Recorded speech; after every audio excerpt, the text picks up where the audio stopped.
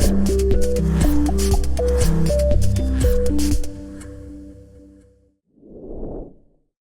everybody. Welcome back to our three-part series webinar. This is part three. Today, we're going to be covering mastering smart financial planning for physicians, strategies for protection, liquidity, and diversification. We're glad to have you here today.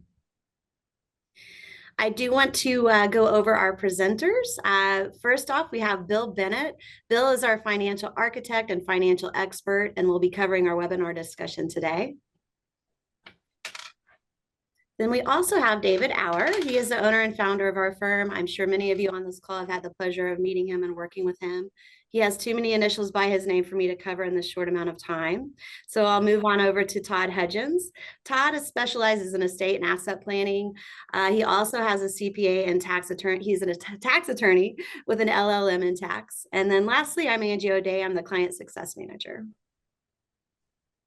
So what does today's agenda look like? We're covering a lot of great things. First off, we're going to start with protection, moving into liquidity, diversification, and lastly, we'll go over next steps and what that can look like.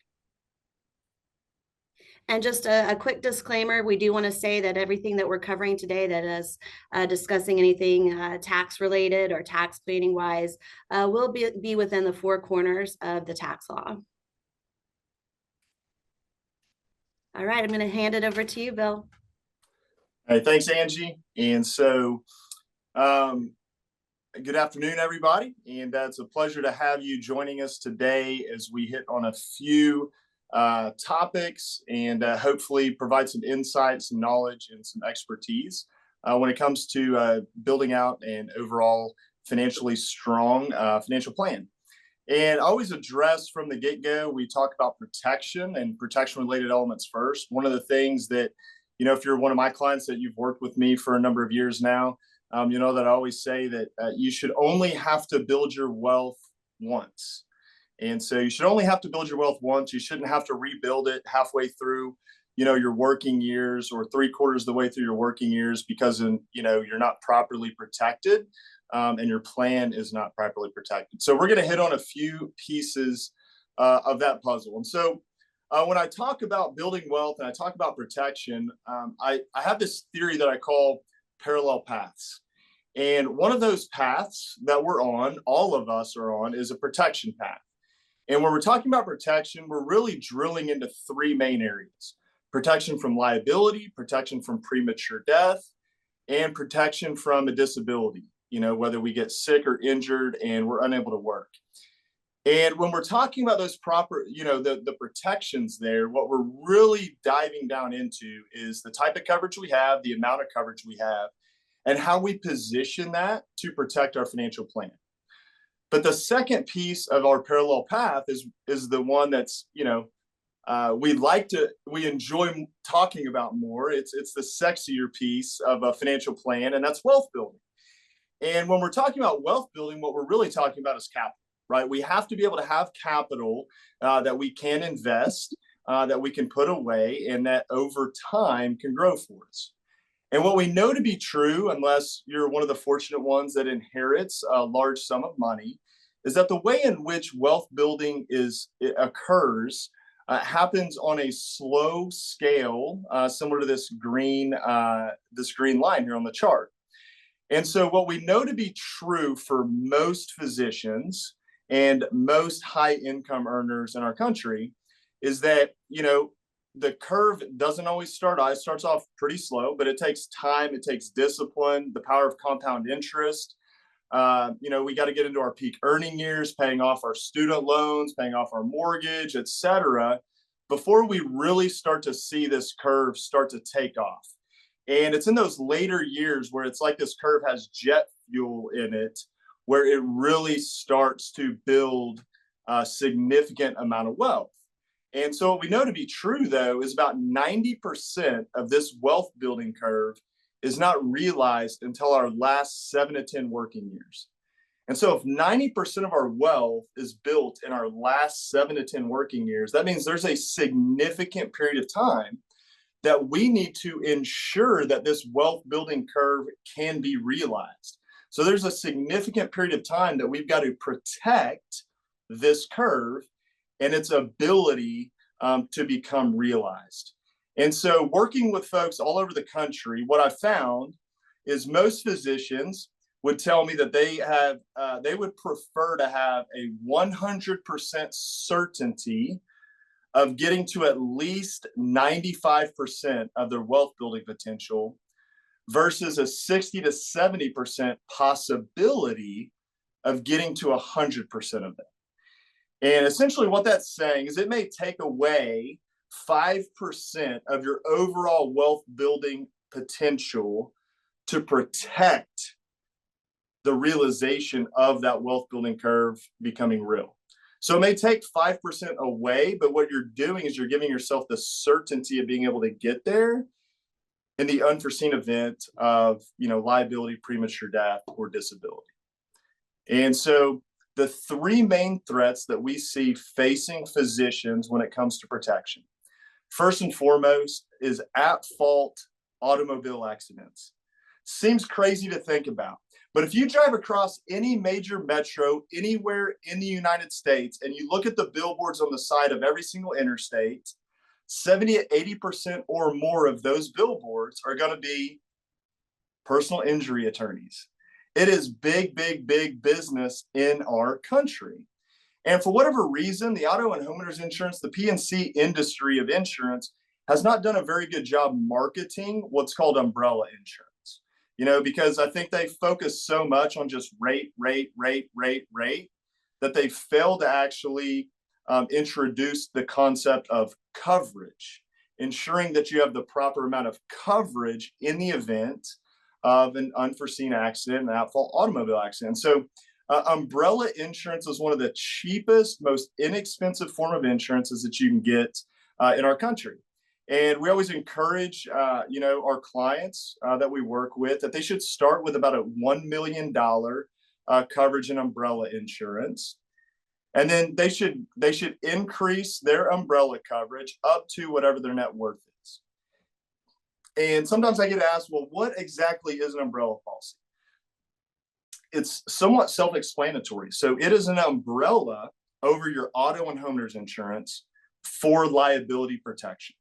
So anything that your auto coverage is not going to pay for out of pocket, your umbrella policy would pick up the difference. And for $1 million in coverage, it may cost you $200 to $300 a year. So we're talking, somewhere between $18 to $25 a month, and you can add a $1 million policy on top of whatever you currently have on your auto policy and whatever you have on your liability protection on home. And so that's one of the biggest threats that we see facing physicians. The second one that we see is a premature death. And so when we're talking about premature death, we have to own life insurance. Oftentimes whatever we're given at the hospital that we're working at is only going to be, a couple $100,000, maybe 2, maybe 3 times our salary, which would leave our family financially destitute in the event of a death.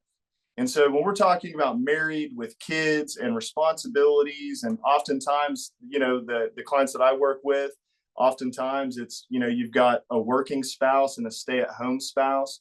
And in the event that you were to pass away without having that fully funded wealth building curve, and your kids are still living at home and you've still got a mortgage and you've still got some student loan debt, the family's lifestyle would dramatically have to change if we don't have proper life insurance in place. And term life insurance is incredibly inexpensive, and you can get up to whatever your human life value is. Now, a lot of times people, they ask me, what is human life value, or how much coverage would I need to obtain to be properly protected? And there's a lot of talking heads in this space about how much you need versus how much you don't need. So let me define human life value first. This is a term that the government, brought into existence right after 9/11. So they had to figure out how do we pay the families of these first responders? How do we compensate them when they lost their lives during 9/11? And they determined a calculation, which is your current income times the number of working years that you have until you're age 65. And that would determine what your human life value is. So if somebody was, 40 years old and they were making 200 grand a year, then you would basically take 200,000, multiply it times 25, and that is your human life value. That is how much, without factoring in inflation or pay increases or anything like that, that's how much income you would generate to your family before typical retirement age. And so that is the amount that legally you can obtain when it comes to death benefit. Now, do you need that much? I don't know. Everyone's financial plan looks a little bit different. But that is how much you are legally entitled to in regards to your death benefit.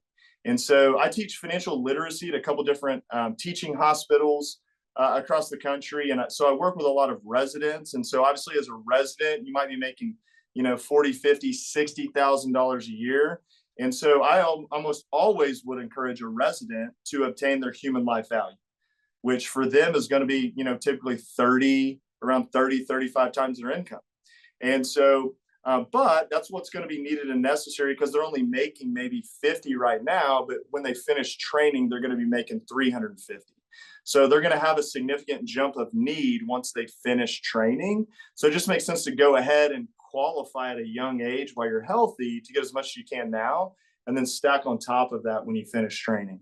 The third main threat that we see face physicians, and honestly, this is one of the most common. So 1 in 4 physicians are going to experience some form of a sickness or injury that will inhibit their ability to work full time for an extended period of time. And so what we're talking about is individual disability insurance. Now, when I reference disability insurance, and if you don't take anything else away from our time here together today, I would ask that you would take away this quote and totally understand that not all are created equal. So say it with me, not all are created equal. Okay, in the space of disability insurance, it's not a one size fits all. These are contractual agreements between an insurance company and yourself, and those contracts vary in language significantly. And so specifically for physicians, there's really only about 5, maybe 6 companies in the entire country that I would ever even recommend a physician own disability insurance through. Because again, not all are created equal. And so when we're talking about disability insurance, there's 2 main factors that we want to look at. The first thing that we want to look at is the strength of the company that has the contract. How financially stable is this company? And the second piece that we want to look at is the strength of the contract, the wording in the contract, the language in the contract, and I will dive into each of these now. All right. So when we're talking about the financial strength of the company, what we're really talking about is what is called a Comdex score. Now, a Comdex score is a composite of the various ratings that a company has received. So there's various rating agencies, 4 different rating agencies that are out there that rate insurance companies' financial ability to pay out claims. The Comdex score, it's not a rating. It is a percentile ranking on a scale of 1 to 100, with 100 being the best, in relation to other companies that have been evaluated by at least 2 of the 4 rating agencies, right? So if a company has a Comdex score, let's say of 99, that means that based on their ratings from the insurance rating agencies, they have a 99. They are more financially sound than 99% of their competition, right? So when we're talking about a Comdex score, we're really wanting to find companies that score in the 90s or above for the financial strength of them being able to pay out disability claims if you ever find yourself having to go on claim. Now, the second piece that I'd mentioned is the strength of the contract. And the strength of the contract is extremely significant in determining whether or not a contract is a good contract or a terrible contract, specifically for physicians. So the first thing that you want to look for is you want to find a contract that is non-cancelable and guaranteed renewable. All right. Now, that doesn't mean you can't cancel it if you need to or want to down the road. What this means is that the insurance company cannot cancel your contract. They are legally obligated to renew your contract each and every year. So they cannot take it away from you regardless of what happens to you medically.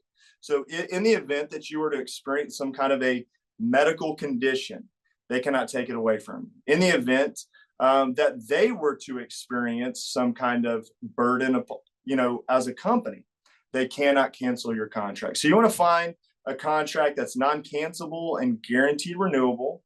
You also want to find a contract that is what is called a true own occupation specialty specific contract. All right. So there are two main types of disability insurance contracts that are out there. You have what's called an INEOC and a true ONOC. An any occupation contract does not work for folks that are working professionals with very specific training. And the reason being is because the way that contract reads is that if you were to experience some kind of disabling event, then the insurance company basically has to look around and say, okay, are there any legal occupations that you could work at? And if the answer to that question is yes, they do not have to pay a claim. And so you don't go to school and sacrifice, your 20s, the stress of med school and residency and all of that, so that you can then go make $12 an hour flipping burgers at Burger King. And I'm not knocking that profession, but at the end of the day, that's what an INEOC policy, that's how it works. So if you were disabled and they find any legal occupation in the US, whether it's related to your current profession or not, if they say that you could go do that occupation, they don't have to pay the claim. A true ONOC is exactly how it sounds. It is an own occupation to whatever your occupation was at the time that you experienced this disabling event. And you can go a step further into specialty specific. So if currently right now you operate in emergency, or you function in emergency medicine, and you had a disabling event, your contract would pay out as long as you were unable to work in emergency medicine. And one of the things that makes that type of a contract so strong that we've seen with clients that I work with is you may have some kind of a disabling event that's preventing you from working in one area of medicine, but you may still be able to work in a different area of medicine, and you may choose to do so. And the unique piece about a true ONOC is that even if you can still work full time in a different profession or different occupation, they are still contractually obligated to pay out the benefit. So again, in the example of emergency medicine, maybe you can't work in emergency medicine, but maybe you could go work in family medicine. Well, if the disabling event occurred while you were in emergency medicine and now you're practicing as in family medicine, they have to pay out that claim. They have to pay out that benefit, even though you're working full time in family medicine. The third piece, strength of a contract, is you want to look into how the company defines a disability. So one of the unique pieces of disability insurance that you'll find is that these are like 80-page contracts, and pages 1 through 10 may look identical, even, between multiple different companies. And one may be a great contract and one may not be a great contract. And it's because it's, how they define a disability, maybe, that may be buried on page 12, paragraph 4, line 3. And when we're talking about defining a disability, they're always going to look at a loss of time. So due to an injury or illness, you're going to have a loss of time worked, or you're going to have a loss of income. And so most contracts that are out there use the word and. So you have to have a loss of time and a loss of income. Now, for some folks in some professions of medicine, that's fine. But for a lot of you that are out there that have any portion of your income RVU based, You cannot own an and contract. You need to own an or contract, a loss of time or a loss of income. Because let's just say something were to happen and let's say you're 50% RVU based and you were to develop something as simple as arthritis. And for whatever reason, that arthritis can get to you from time to time. And it gets worse and worse over the years. And you find yourself at a place where you're still working full time, you're still working 1.0, but you're significantly less efficient than you were 10 years ago, 5 years ago, a year ago. And so as your efficiency goes down, even if you're still working full time, your RVUs are going to go down. Well, as your RVUs go down, that could be half of your pay goes down. Well, if you own a contract that has a definition using loss of time or loss of income, you can actually make a claim, even though you're still working full time. But if you own one of the and contracts where it's loss of time and loss of income, you have no opportunity to file a claim. So you want to find a contract that uses the word or, loss of time or loss of income, when they define the disability. The third piece, and I'm not going to dive too much into this, but it's a partial disability rider. This would be that, a lot of contracts that are out there, this is a rider that you can add to it in the event that you were just partially disabled. So maybe you're able to work part-time, or maybe you're able to work quarter time. Then if you own a partial disability rider, then it would be payable on a prorated amount of your benefit. But one of the areas to look at on a partial disability rider, most partial disability riders are going to have a 24 to 36 month cap on them. So they'll pay out for 24 months, 36 months, but after that, they go away. So hopefully you've either recovered and you're no longer partially disabled, or you just have to take that off your balance sheet and off your income. But there are a few companies that are out there with their partial disability rider that will pay to the age of the benefit payable of the base policy.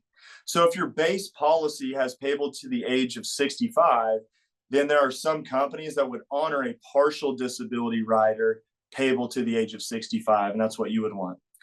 Another one, you want a cost of living adjustment rider, right? 10, 15, 20 years from now, $20,000 is not going to spend the exact same way, right? Cost of living, inflation. So you want to make sure that your benefit amount is increasing with the cost of living each and every year. Another piece is what's called a catastrophic disability rider. This is basically long-term care insurance.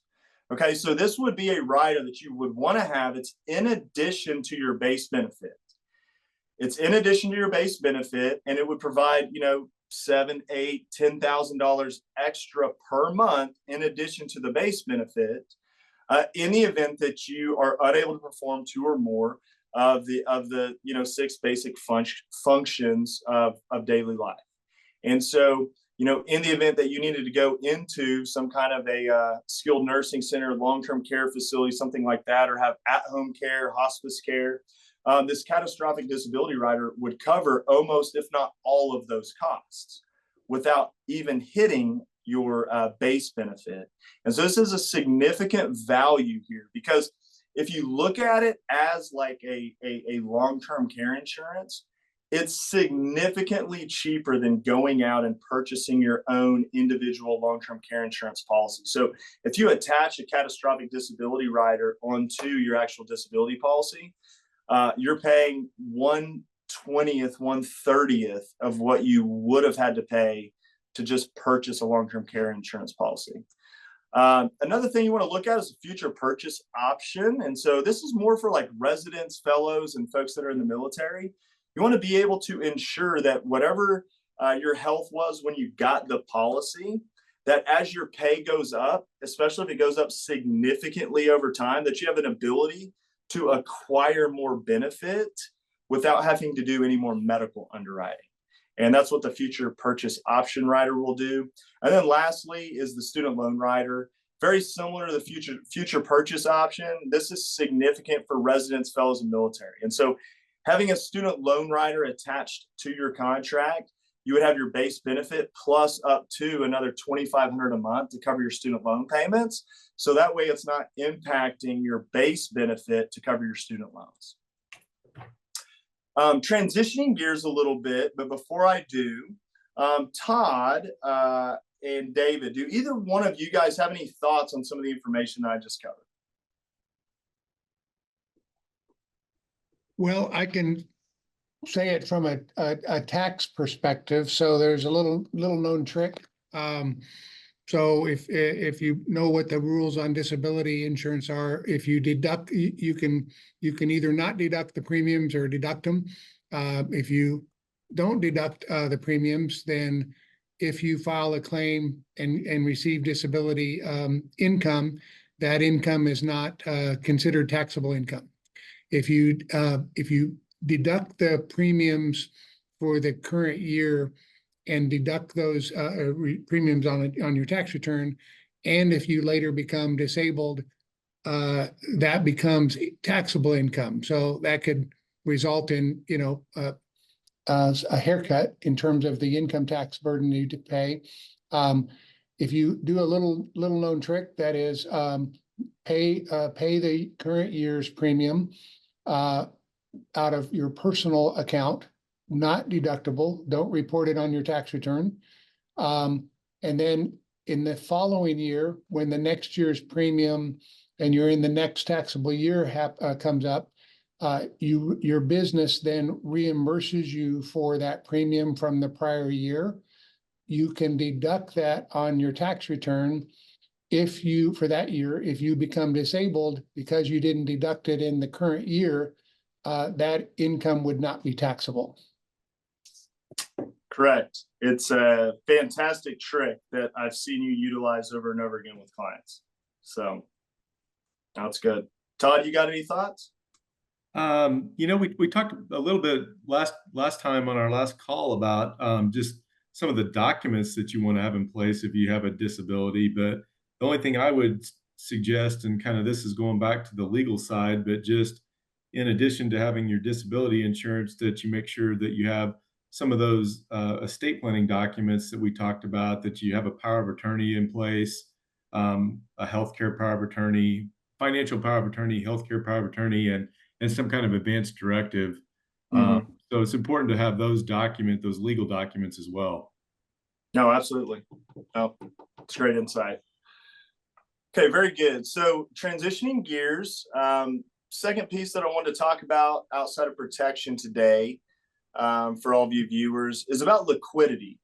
And the reason this has become very near and dear to my heart as a financial architect is because oftentimes I see a lot of clients that maybe they've been working with various financial advisors for 5, 10, 15, sometimes even 20 years. And for whatever reason, they have very small amounts of liquidity to be able to reach some of the goals that they have. And what I found is oftentimes their income is getting tied up into tax deferred accounts that they can't touch until they're 59 and a half, and getting tied up into overpriced insurance products that they don't even know how they work. And so I want to go through a couple of examples here with liquidity because I think Dave Ramsey says cash is king, and I don't necessarily agree with that, but I think cash flow is king. But what I do know to be true is that having liquidity for emergencies and having a liquidity for opportunities is incredibly valuable for building your wealth. Okay. And so what I found is that most people, whether they're a physician or not, here's how most people function in regards to their cash flow. They make income. That income gets direct deposited into their checking account. And then from their checking account, they've got to pay all their bills. So they've got mortgage or rent, student loans, any other debt reductions, bills, utilities, taxes. And then last but not least, their lifestyle, just, the day-to-day expenses to live and have a good quality of life. And what I'm going to call all of those items, we're going to call a burn rate. Okay. And the reason I call it a burn rate is that is money that's never necessarily going to come back to you, at least not economically. Right. So we say that's the money that you're burning every single month to cover all of those expenses. And then if you have money left over, or when you have money left over, you then save it or invest it. But under this cash flow management system, this becomes a spend first, save second management system. And so because of that, there's very little consistency to the amount of money that one saves or invests each and every month. And because there's very little consistency, there's very little discipline. And because there's very little discipline, their wealth building curve does not necessarily reach where they would like to have it at the age they would like to have it at. And so often, I'll meet with clients that are, 15, 20 years in practice. And one of the most common things that I hear from them is, I just feel like I'm really far behind. And it's because they've lived their entire professional lives under this specific cash flow management system of spends first, save second. And so because of that, spending creeps in, and they may be saving or investing more money today than they were 15, 20 years ago, but not at a greater percentage of their income. And so what we do is we encourage a wealth building mindset. And so we're changing the game on how we manage cash flow. You're still going to earn an income, but you don't want that money direct deposited straight into your checking account.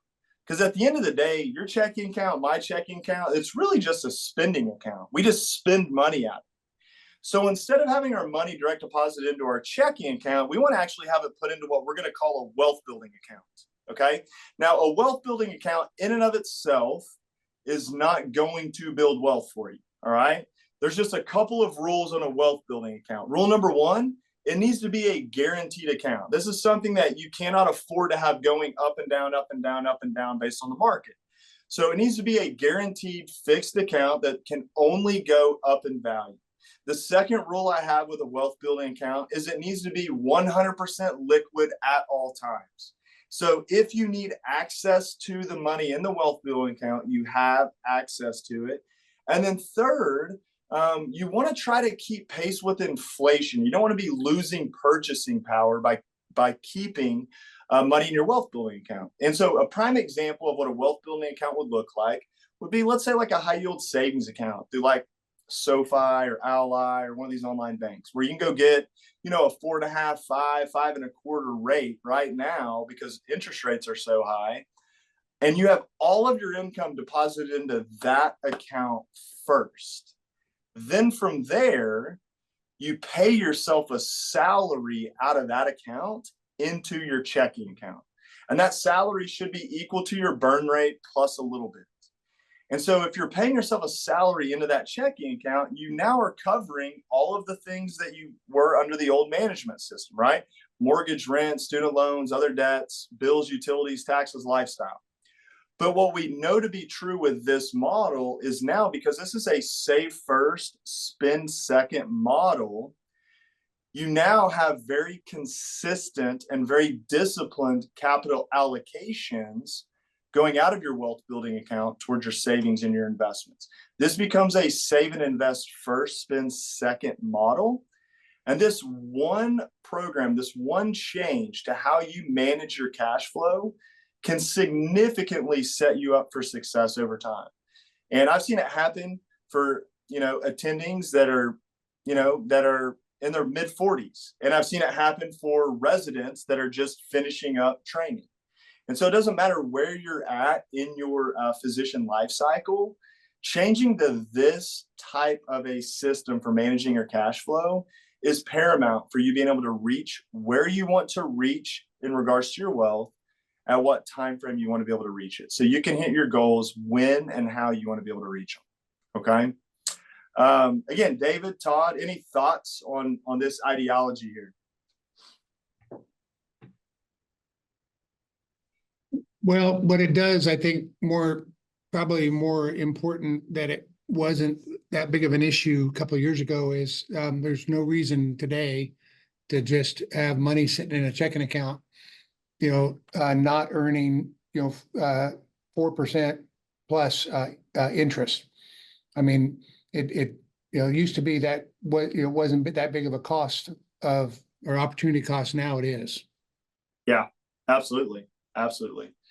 And I think it's important I mean, you've got to have liquidity, right? So, I mean, most physicians, they're going to have somewhere between 3 to 6 months of their bills sitting in their checking account, but it's getting eroded every year, right? And so, we encourage with your wealth building account, it would operate like your emergency fund. And so you get 3 to 6 months of your burn rate built up in your wealth building account. And then above and beyond that is when you start these capital allocations to start diversifying your investments and saving more. And so it becomes an opportunity, obviously, to compound our money versus just letting it sit there in a checking account in a road. Okay. Last piece that I want to talk through is going to be on diversification. And so I think so often, when we hear the word diversification, especially if we're talking about, a financial advisor talking about it, they're generally talking about like a portfolio diversification, right? Like what percentage of your investments need to be in stocks or equities, and what percentage of it needs to be in bonds and fixed income. But there are two other types of diversification that I've seen majority of the industry overlook that have a significant impact on a physician's ability to build wealth. And so that's why I wanted to speak on this topic. First and foremost, we need to look at tax diversification when it comes to building wealth. When it comes to tax diversification, there's really only three, right? We've got things that we can be taxed now, types of investments where we're going to be taxed later. And there's a few types of investments that are out there where we're going to be taxed never.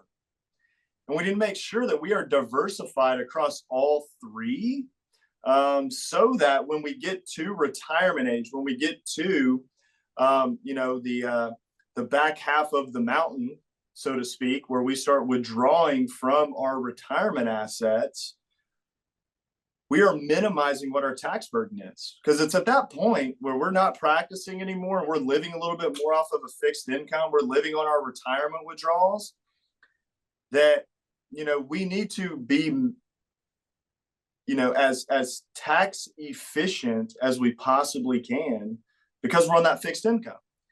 And so we need to look at tax diversification. So we need to make sure that, like I said, we've got money in each of those three buckets. And I always strongly encourage my clients to get as much as they can into the tax never bucket. And there's a few options for that. Obviously, the one that people are most commonly understood is the portfolio diversification, right? Stocks and equities to bonds to cash ratio. So I'm in an 80-20, I'm in a 70-30, a 60-40. What do I need to be in? Well, that's somewhat dependent upon you, right? What is your risk tolerance? What is your age? How long before you plan to start needing money from this specific portfolio? And that'll determine what the portfolio diversification looks like. And then the last piece on diversification is asset class diversification, right? And so oftentimes when we think about investing, most people, they think of the stock market, marketable securities, right? Stocks, bonds, mutual funds, ETFs. I've got my Vanguard index funds or my DFA index funds or whatever that may look like. And that's generally like the water cooler conversation is, what does your portfolio look like? How much do you got here? What percentage here in marketable securities? But most physicians that I work with also have a desire to invest in things that are not necessarily tied to the stock market, but they don't necessarily know how or understand how, or necessarily what that even means in regards to, you see the phrase there in quotes, alternatives. So most physicians are considered what's called an accredited investor, meaning that you have enough income or enough capital that you can invest, where there are now certain doors that will open to you that are not necessarily directly tied to the stock market. So we're talking about alternatives. We're talking about, it could be things in private equity. It could be, oil and gas, mineral rights, various forms of real estate, whether we're talking single family, multifamily, commercial, industrial, land flipping, agricultural. I mean, the list goes on and on and on and on when it comes to alternative investments that are out there. but being able to understand that you can actually asset class diversify, not just portfolio diversify. And so there are opportunities that are out there that do exist that allow you to invest in things that are not necessarily directly tied to the stock market. So that way, if you do have an interest in some of those items, you have an opportunity to do so. So, you know, for example, I've got a client that, I mean, he invests in other businesses that are tied specifically to the medical field because his experience is in the medical field. And so I know, you know, he works in medicine, in emergency medicine, and you know, but he's got 4 or 5 different types of businesses that are out there that are all tied to the medical field, and it's been, you know, incredible for him. But it's because he understood asset class diversification and how he can build his wealth with that, and because he did diversify an asset class and he did put money into alternatives. Because of that, he now has significant amount of tax savings that he did not have previous to that, because his job at the hospital is 100% W-2.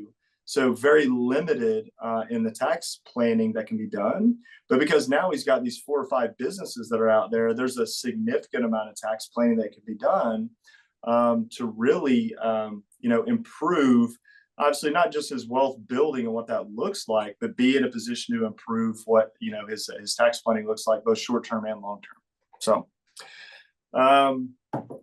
Todd, David, any thoughts on the diversification before I hand it over to Angie? No, I don't have anything. Yeah, I don't have anything other to add to that, Bill. Did a good Okay. job. Very good. So again, we talked about protection, right? The 3 main elements, the 3 main threats that impact our wealth building curve if they occur and we're not properly covered. The second piece, right, is our cash flow management system, liquidity, right? Changing how we manage our cash flow can ramp up how much more quickly we can build wealth. And then last, certainly not least, the 3 main areas of diversification when it comes to having an overall strong financial plan. So Angie, I'll turn it over to you for, you know, any questions that maybe some of the viewers have, or just whatever the next steps are. Thank you, Bill. That was really great. A lot of valuable information. Thank you. Oh, absolutely. Glad to. All right, so let's jump into next steps. Let's do it. Awesome. All right. So the strategic wealth system model, just to give everyone here some insight as to how we like to work with a client. We want to have you strong in all of these areas in this pyramid. So starting with tax minimization, which is, you know, starting with the strategic tax blueprint, then getting to a level where you feel like you have control of your money via tax planning, you know, possibly financial counseling. And then the top of this pyramid, and the most important component here where we want to have everyone at some point from tax planning, is financial independence. So working with you, having you strong in all of these areas can get you to financial independence sooner rather than later. And much of this is mentioned in our book, The Richest Doctor, which I'll cover in a couple of slides. So what does our process look like if you are to move forward with us further down the road? As I mentioned, we start off with a strategic tax blueprint. That's where we are going to design a written plan for you for tax strategy. And then we move further down with onboarding and implementation. And then lastly, year-end tax planning. That's the most exciting part.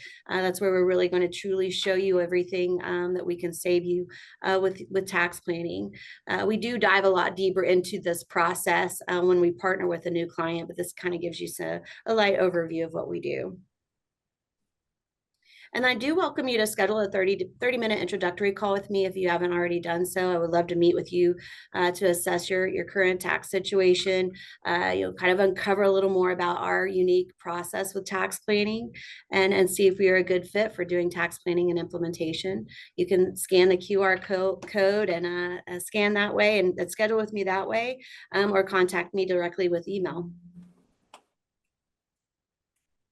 And Angie, what is your email address? It's Angie.O'Day at Providence CPAs. com. And no apostrophe. No apostrophe, correct. That's tricky. Sometimes it's in there, sometimes it's not. Hey, Angie, Mhm. do you care if we go back just a second? Bill, I could tell kind of when you went through that you were very passionate about helping physicians achieve financial independence. And I was just wondering if you could share with us a little bit about your background and how you got to the position where you're working with a lot of these physician clients. Yeah, absolutely. Yeah, thanks, Todd. I'm incredibly passionate in doing financial architecture specifically for physicians. And the reason being is, so I actually went to college. I went to undergrad, and I was pre-med. I had every intention. I followed a buddy of mine from high school. He was a year older than me. He graduated valedictorian, went to Oklahoma State University, undergrad, majored in biomedical sciences, pre-med, and I graduated the year after him. Valedictorian, went to Oklahoma State, undergrad, biomedical sciences, pre-med. We lived together. We roomed together. We studied together. He was a big influence in my life. And so we both had like these, hopes and dreams of maybe one day opening up our own clinic together and being orthopedic surgeons. And it's what I'd wanted to be ever since I was a young kid. And so very passionate about medicine. It was my first love. However, so rewind the clock a little bit. When I was in high school, when I was 16, my mama was in a really, really bad fire and she almost died. From that, she was left permanently disabled. And so I was forced at 16 to start working full time to help subsidize paying our bills. And so even though we lived in Section 8 housing, we had some government assistance, I still worked full time while going to school and playing sports to ensure that, my mama was taken care of and I was taken care of and our bills were paid. And so then I was still having to do that while I was in undergrad. And I got to the realization 2 years in that it was not going to be financially wise for me to go another, my 4 years of undergrad, my 4 years of medical school, plus if I go into, fellowship program for a couple of years, that I'm delaying a big boy check for, 10, 11, maybe 12 years. Yet I've got a mama that's fully dependent on me covering her financial costs to live. And so because of that, after my second semester sophomore year, I made the decision to switch majors and ended up getting my degree in accounting and finance, which was my second love. And so it just made sense that when I finished, my undergrad, that I go immediately into being able to work with physicians and marry my love of medicine with finance together into one unique planning process for clients. And so it's given me an opportunity to work with physicians all over the country now in 20 plus states, I think, that I work in, or 30, and meet a lot of people that have very similar interests that I had, growing up. And so because of that, I'm incredibly passionate to serve that community of people that have dedicated their lives to medicine and impacting others' lives. Just like the life that was saved when they saved my mama's life. So, thanks, Bill. That's good. Hey, one more question, if I can, Angie and David. Bill, I hear the term fiduciary a lot, and often I get confused as to what that means. And yeah, can you elaborate a little bit? I mean, what is a fiduciary and a fiduciary, a fee for service? Can you just help us out with that? What are we looking at there? absolutely. Okay, so I think fiduciary became a very very talked about term from like white coat investor, physicians on fire, and some of the other kind of physician specific financial talking heads that that are out there and that are good. And but it oftentimes it leaves folks wondering. I hear the word fiduciary, I hear the term fiduciary, but what does that exactly mean? A fiduciary has a legal responsibility to do what is best for the client, no matter how it impacts the fiduciary's income. That's technically that's the term of a fiduciary. Okay. However, with some law changes that occurred, a couple of years ago, pretty much any financial salesperson can now call themselves a fiduciary. So the recommendation that I always have with clients is that you would want to utilize, even if it's not myself, I'm kind of biased. I think I'm pretty good at what I do, so I'm a little biased. So even if you're not using me, you need to be using a fee-for-service planner. Somebody who's not necessarily making their entire living off of the commissions of financial products they are selling you. It is the only way that you can ensure that you're going to get unbiased advice and unbiased planning. Because if I'm fully independent, meaning I don't have any insurance company or investment company that I have to earn a living for, so if I'm fully independent and I'm charging a direct fee to my client, I'm now not in a position where I have to sell you something, Todd. You got to buy this or I can't pay my mortgage next month, right? Like that's where there's that rub there of, because most financial products are commissionable. Even for fee-for-service planners, they can make commissions on financial products, but they're not relying on the sale of a financial product to be able to pay their bills.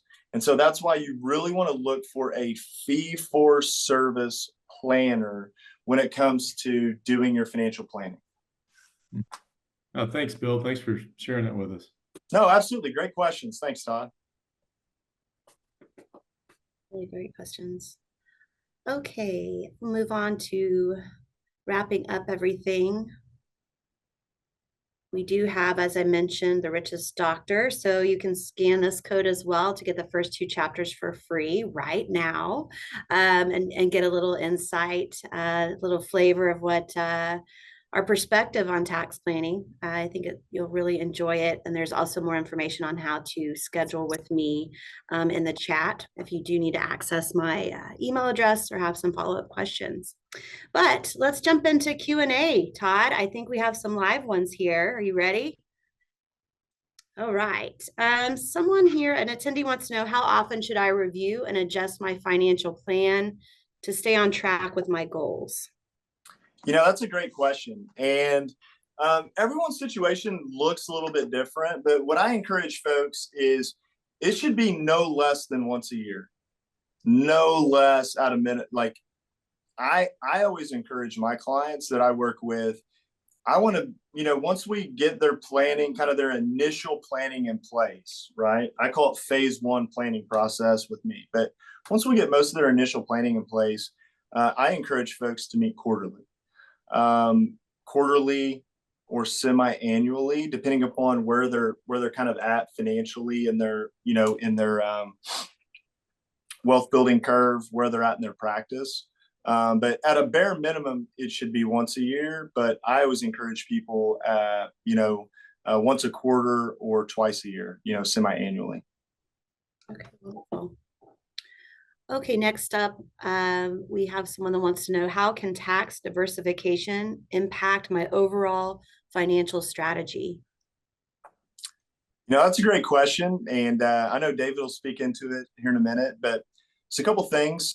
Diversifying your taxes today, when you look at different investment accounts, different retirement accounts, and how those different accounts are taxed, you can put yourself in a position to where, when you're, 65 years old and you're withdrawing income off of these investment accounts, you may be able to, be in a 10-15% tax bracket with very low reportable income if you have enough money that you can withdraw from that is in tax never buckets.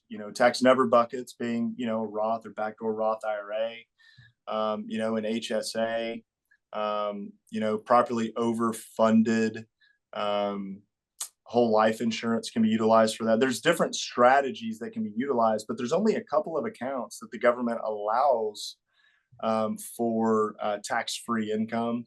And I know David's got another webinar that's going to be coming up in a couple of weeks where I think he's going to speak a little bit more to another strategy for tax-free income. But what ends up happening is you have all these different income sources. And so your CPA, your accountant, your tax person, whoever, they have to look at those income sources, and some of that income is going to be reportable.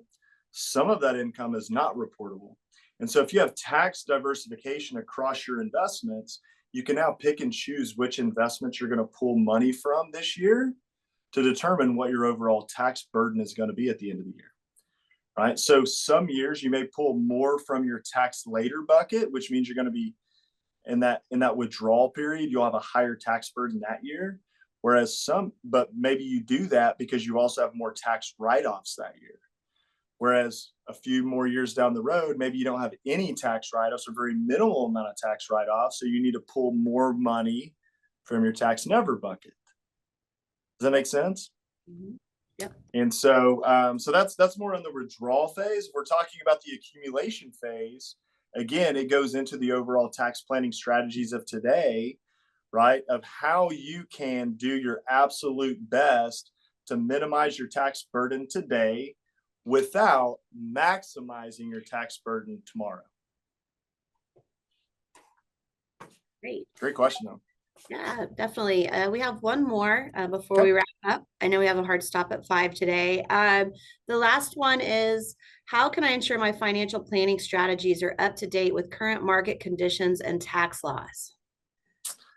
Absolutely. I think a couple of things would be, I've always encouraged folks that I think it's important to have a tax attorney, not a CPA, right? CPAs are a dime a dozen. There's a million CPAs that are out there that will file taxes for you.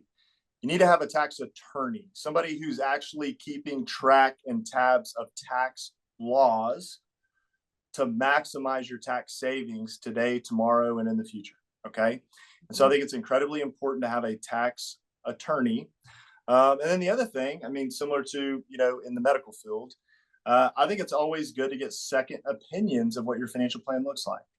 And being able to have opportunities to where, you're getting somebody else's opinion on, okay, is this plan that you currently have in place, does it actually match the goals that you have set for yourself? Because, oftentimes I found that they don't. And then I think thirdly is, I would say you'd want a synergistic team that comes together, similar to like a family bank atmosphere. The billionaires of the world have what they call a family office, where they have all these, significant people, tax planners, financial planners, real estate attorneys. They have all these people around them that meet with them like quarterly or semi-annually for the family office planning. I think as an individual physician, it's important to have a team that is all on the same page, can bounce ideas off of one another, can hold each other accountable to helping you accomplish the goals that you've set forth for yourself, and then being able to review those quarterly, semi-annually, or annually. Excellent. Excellent. Thank you for answering all the great questions today. Absolutely. Yeah, I think we've wrapped up everything. I know that we will be sending the video out via email here in a few days. So we welcome everyone to share it with people that maybe were unable to attend. So thank you, Bill. It's been excellent. Thank you, Todd, David. It's been great. Thank you, My pleasure. viewers. Guys, everyone have a great day. Thank you, guys. Thank you. Thanks.